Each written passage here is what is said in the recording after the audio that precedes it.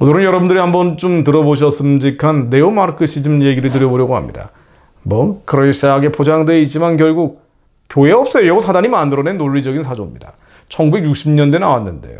뭐 문화마르크시즘, 신좌파 사상 다양하게 부르는데 결국 동성애로 상징되는 젠더 혁명을 일으킨 사조죠. 네오마르크시즘은 20세기 초에 독일에서 네 번째로 큰 대학인 요한 볼프강 괴테 프랑크푸르트 암마인 대학교라는 데서 시작이 됐습니다. 이들은 같은 대학 사회연구소에서 이론을 형성했기 때문에 이른바 프랑크푸르트 학파라고도 부릅니다. 네오마르크시즘이 나온 건 아주 현실적인 이유입니다. 유럽에서 사회주의 정당이 정권을 잡았는데 정권을 잡아도 혁명이 안 되는 거예요. 사회주의 혁명이 안 되는 겁니다. 왜 공산화되지 않을까 이런 고민 끝에 나름의 소결을 내렸죠. 아, 그렇다. 보이는 게 아니라 보이지 않는 문화가 중요하구나. 이 문화를 뒤집어야 된다. 특히 기독교 문명을 뒤집지 않으면 혁명이 완성될 수 없다. 이들은 마르크시즘에 휴머니즘을 결합을 시킵니다. 마지막으로 갈수록 더 창고라는 게 휴머니즘이거든요. 사랑이 식어져 버리고 이 사랑 속사람이 약해지면은요, 겉사람, 인간 중심, 우리의 겉사람을 가장 중시 여기는 휴머니즘으로 흐르게 됩니다. 평등을 기치로 정의, 나눔, 평화, 인권, 소수자 보호, 그럴싸한 구호를 걸었죠. 그리고 이들이 가장 집중적인 공격을 퍼부은 곳은 바로 가정입니다. 가정, 패밀리죠. 우선 네오마르크시스트들은요, 마르크시즘에서 가장 중요한 부분이 빠졌다는 것을 발견해냅니다. 실제로 마르크스 본인은 1948년 2월달 공산당 선언에서 가정 해체를 강조했죠. 가정을 없애라고 했어요. 전통적인 가족은 오직 부르주아를 위해 존재한다는 거예요. 부르주아적 가족은 자본이 소멸하면 사라질 것이라고 주장을 했죠. 그래서 공산당 선언의 핵심 메시지 중 하나가 이렇습니다. 일남일녀의 전통적 결혼제도가 자본주의 체제를 유지시키고 있다.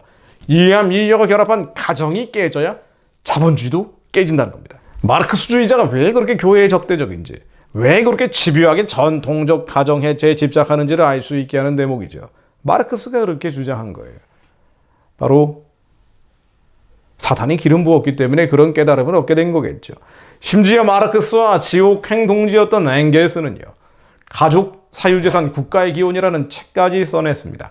요컨대 한 남자와 한 여자가 서로에게 헌신하는 가정의 개념이 무너져야 된다는 거예요.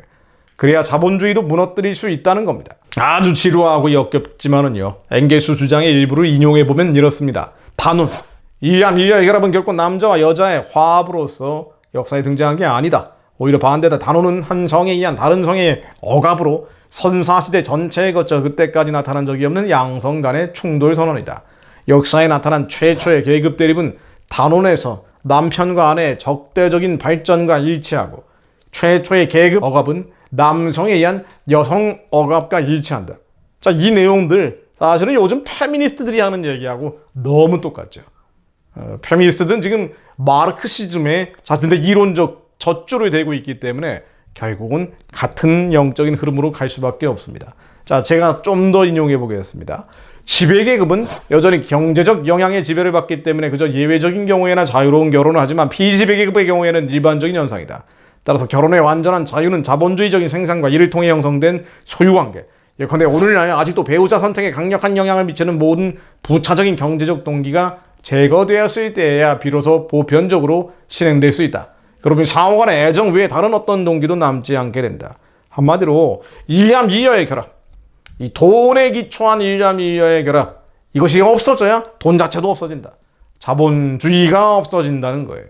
자, 네오마르크시즘은요, 바로 이 가정 해체 개념, 마르크스 엥겔스가 강조했던 가정을 없애라는 개념에 다시 주목을 하죠.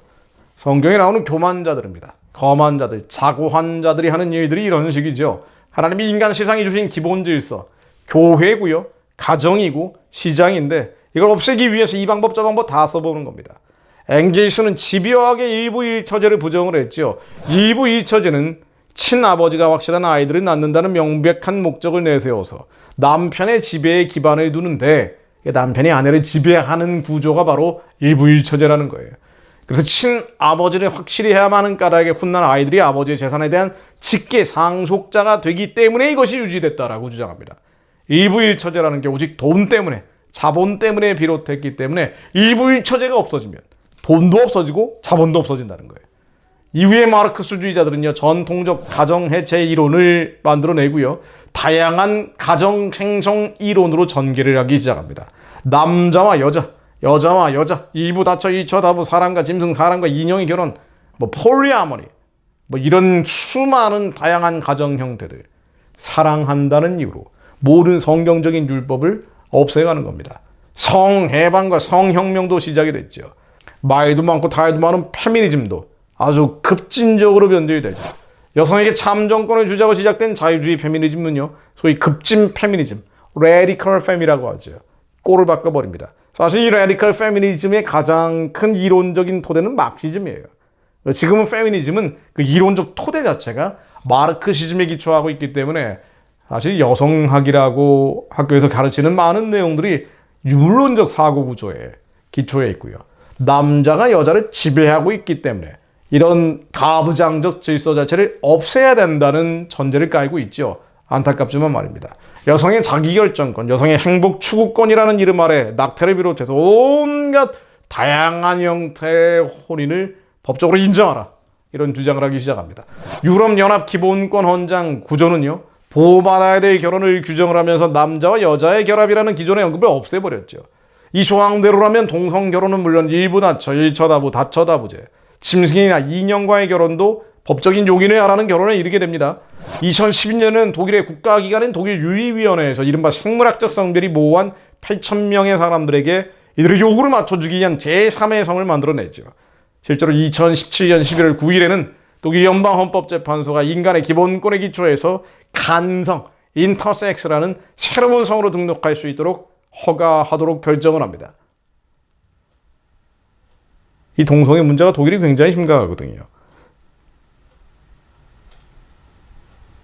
동소독이 통일이 되고 유럽이 하나로 묶이면서 나오는 열매가 하나같이 하나님에 대적하는 일들인 거예요. 이 세계가 하나로 묶이게 되면 벌어지는 현상들이 좋은 일들이 별로 안 만들어집니다. 경제적으로 풍요로워질지 모르지만, 가난과 굶주림이 사라질지 모르지만 상대적 박탈감과 상대적 빈곤 속에서 사람들의 영혼은 더 갈해지고요. 그 가난 영혼들이 하나님을 찾는 대신에 엉뚱한 세상 철학들, 초등학문들을 따라가는 일들이 많아지는 겁니다. 이 대표적인 게 네오마르크시즘, 문화마르크시즘 같은 거고요. 거기에 아류인 페미니즘 같은 것들입니다. 하나같이 비슷한 흐름들이죠. 그들의 행위가 그들로 자기 하나님에게 돌아가지 못하게 하나니, 이런 음란한 마음이 그 속에 있어 여호와를 알지 못하는 까닭이라. 음란한 마음, 이 땅의 정욕과 탐심을 쫓아가다 보니 하나님을 떠나게 하려는 것이지요. 사탄의 전략은 이런 겁니다. 인간의 말초적인 본능을 자극해서 일남일녀의 결합이라는 결혼의 경계선을 허물고 남자와 여자 자체의 경계선을 무너뜨리겠다는 거죠. 하나님이 정하신 금단의 경계를 넘어서서 창조 질서를 부서뜨리겠다는 겁니다. 성경 자체를 절대적 지위의 위치에서 끌어내리겠다. 그걸 통해 교회를 부수겠다는 거예요. 교회를 해체한다면 뭐 하겠다는 겁니까? 교회 해체한 다음에는요, 반교의 질서가 온 세상을 소돔과 고모라처럼 타락시켜 가겠죠. 그리고 그 죄악의 부르짖음이 절정에 달할 때 하나로 통합된 대륙의 아침의 아들, 계명성, 적그리스도가 등장할 겁니다. 지금 유럽 교회가 무너진 뒤에 벌어질 일들은 결국 적그리스도와 같은 인물들이 등장하는 거겠죠. 마지막 때는요, 하나님이 만드신 율법과 기준을 사탄이 허무는 때입니다. 그러나 주님은 골리앗 앞에 유대인처럼 탄식과 절망에 젖는 것을 결코 원치 않으십니다. 다윗처럼 완전하신 하나님의 말씀을 선포해서 믿음으로 싸워 이겨나가기를 바라고 계십니다. 예수님은 결혼을 일부 일처제 아담과 하와의 일치된 연합으로 보는 히브리적인 전통을 창조의 원리로 강조하셨죠. 이것이 이른바 전통적인 가족제도입니다. 또한 예수님이 다시 오실 때까지 피조물인 인간이 지켜야 될 사회의 기초입니다. 일부 일처제라는 것은요, 전통적인 가족제도라는 것은 완전한 게 아니에요. 불완전한 겁니다. 이 땅에 있는 것이기 때문에. 자본주의가 불완전한 것과 마찬가지입니다. 그러나 예수님이 오실 때까지 하나님이 인간에게 주신 기본적인 질서입니다. 바로 코어 밸류, 핵심 가치죠. 하나님, 주님 오실 날이 멀지 않았음을 저희들이 느낍니다. 그러나 악한 자가 괴율과 미혹과 속임수로 끝없이 인간의 타락을 도모하고 있음을 저희들이 또한 보고 있습니다. 그러나 하나님은 우리의 견고한 노성벽이요, 무쇠 기둥이십니다. 견고한 성읍이십니다. 생수와 샘물의 근원이시며 유일한 구속자, 구원자, 전능자는 예수 그리스도 한 분뿐임을 자백합니다. 많은 물 위에 계시는 주님은 성산에서 남은 자들의 의로운 선포를 기억하실 것을 믿습니다. 저희로 하나님의 아는 백성, 말씀을 아는 백성이 되어 강하여 용맹을 발하게 하옵소서. 수많은 어둠의 공격 앞에서 젠더주의를 포함한 네오마크시즘, 문화마크시즘, 전통적인 가족 제도를 무너뜨리기 위한 온갖 LGBT 이론들을 포함한 세상의 헛된 속임수와 철학 앞에서 한국의 민족교회를 지켜주시고 북한과 대륙으로 뻗어가는 선교의 길을 속히 열어주시어 이 백성이 타락이 아닌 선교 사명을 이루기 위해 이 땅의 삶을 헌신하게 하옵소서. 예수 그리스도 이름으로 기도드립니다. 아멘.